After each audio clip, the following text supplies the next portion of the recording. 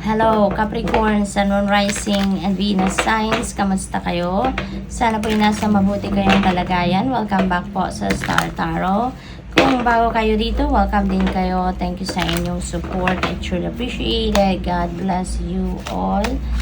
Capricorn, trust, magtiwala kayo. Trust in the divine plan. Trust in God, no? Huwag kayong mawala ng pag-asa. Even though yung sitwasyon ninyo doesn't seem right, doesn't seem like it is for your highest good, but at the end of the day, you will realize na lahat ng nangyayari sa buhay natin is part of the divine plan.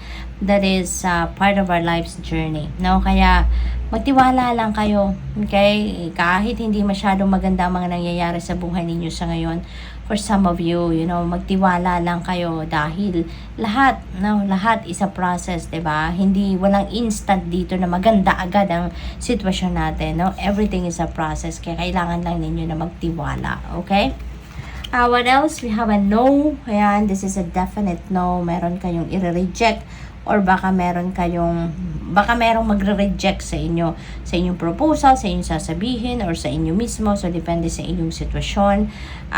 You're going to say no or you're going to receive a no answer, no?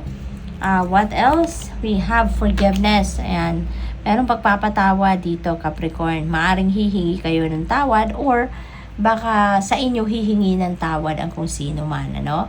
At maganda rito, nandiyan na yung willingness ninyo to forgive, nandiyan na yung acceptance, handa na kayong lumakad patungo sa inyong healing process. Kaya this is a good sign, ano, na may progress na talaga sa buhay ninyo.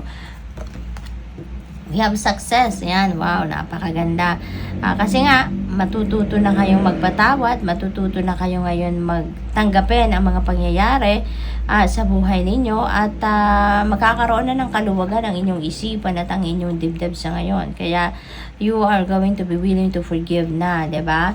Kaya naman, siyempre matatanggal na yung mga negative energy sa inyong paligid at ito na yung pagsisimula ng pagpasok ng inyong tagumpay, okay? Success is coming your way or success is going to start, no? To head towards you sa ngayon. Sa kahit anumang sitwasyon nito, kayo'y magtatagumpay na, Capricorn, okay? We have take action. All you need to do is to take action. Kasi, papaano nyo naman makakamit ang tagumpay kung hindi naman kayo magte-take action? Kung wala naman kayong gagawin, hindi ba? Kaya importante na mag-take action kayo.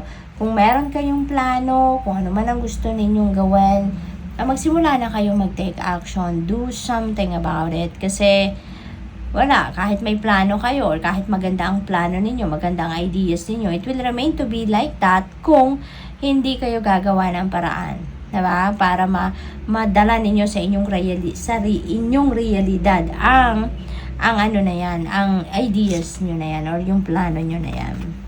Get more information. Ayan, wag kayong basta-bastang tatanggap ng no answer dito, no?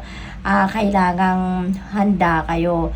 Kailangang meron na kayong baon, kumbaga, para kung ma-reject man kayo, baka kung kailangan ninyong ipaglaban ang usaping ito or kung ano man ang stand niyo on something, then at least meron na kayong mga hawak na impormasyon na pwede ninyong iharap sa kung sino man ang makakausap ninyo dito, no? So, get more information, do more research so that you'd be able to get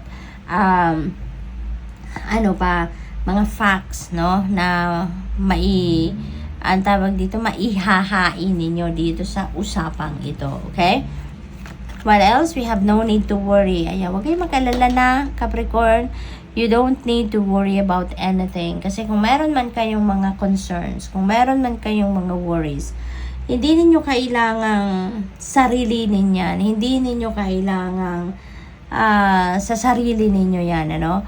I-lift nyo yan sa Panginoon. Lift it all up to God. Lahat ng worries ninyo, lahat ng concerns ninyo, i-alay ninyo yan sa Panginoon. Lift it all up nang sa gayon, masolusyonan yan. Matulungan kayo na mahanap ninyo ang solusyon.